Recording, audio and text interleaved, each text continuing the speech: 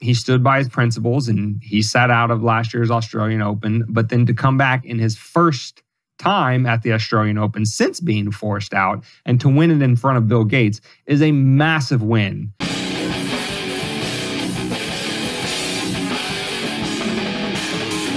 On to the Culture Corner segment, we're talking about Novak's Djokovic. Oh, you like what I did that? Oh, fuck! Yeah, we had a whole whiteboard full of it. Now listen, excuse me. An African American board. Do we have an African American board that we wrote it down? Listen, I'm still on the fence of me just even saying that little joke about his name as possibly having to blank out this segment on YouTube, which apparently if we have to do it, then you're on YouTube. You don't even know that I'm saying this right now. You guys don't have a sense of humor. Fuck you. But I'm not making any claims. I'm saying what we all know is the case, is that he didn't get it. We are on all those things that you rattle off each and every week. Like, all of them. I don't know your spiel. It's Spotify and the other ones. Literally, YouTube is the only one that ever has a problem with anything that we say, ever. Yeah. And they seem to have a problem pretty often with what we say, too. Big time. So anyway, Djokovic, who, for those of you who don't know, I'm sure the vast majority of you do, is a superbly talented men's tennis player. He was winning championships long before the COVID times came upon us. But he happened to be one of those rare superstar athletes at his sport that refused and openly refused and laid out his reasons for why he refused to get the vaccine, despite the fact that all of the establishment opinion molders were all in lockstep saying that it was good for him and there was no risk and he probably wanted to kill his grandma and yada, yada, yada.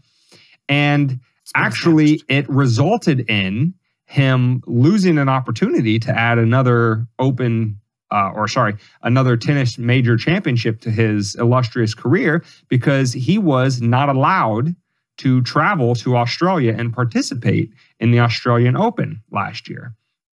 But as sanity has kind of started to trickle back into society, he was allowed to participate in this year's Australian Open, and lo and behold, he won.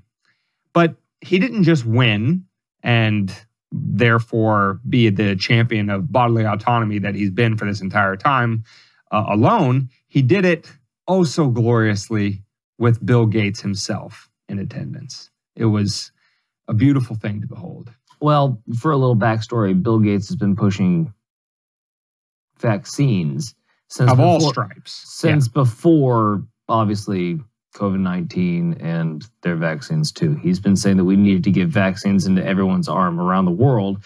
And his Bill and Melinda Gates Foundation has been seeing to that as much as possible. So to say he's pro-vax would be to put it mildly.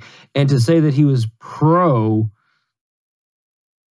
can I say that? COVID-19 vaccine would be also putting it mildly. He was a big proponent of this vaccine. So to see that somebody that refused, I guess it was like a little, what are you calling it? A symbolic middle finger, to Bill Gates and the crowd. Yeah, this is one of those rare instances because, again, longtime listeners and viewers will know that most of the time our Culture Corner segment is aimed at, pointing out the way that the culture is trying to be subverted for all kinds of nefarious reasons, to get us to stay divided, to find ways to screw us over, to do all kinds of society and individual and cultural destroying things. But this is one of those opposite examples where this is a really important symbolic gesture of the juxtaposition between the guy who maintained his bodily autonomy and was adamant about it up to and including, right? Because he's a competitive athlete. And at that level, no matter what your sport is, you don't want to be forced to sit out, a potential major championship when you're perfectly healthy to be able to do it.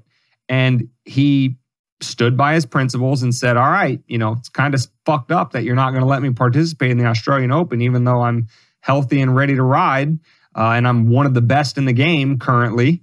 But he stood by his principles and he sat out of last year's Australian Open. But then to come back in his first time at the Australian Open since being forced out and to win it in front of Bill Gates is a massive win for the global culture of human freedom, bodily autonomy, self-ownership, those important principles that we talk about on the podcast all the time. So good for Novak, good for, screw Bill Gates, but good for all of humanity to be able to witness that and hopefully take that symbolism to heart and, have some courage of your convictions to, emulate Novak a little bit more in other areas of your life, not just within the context of COVID.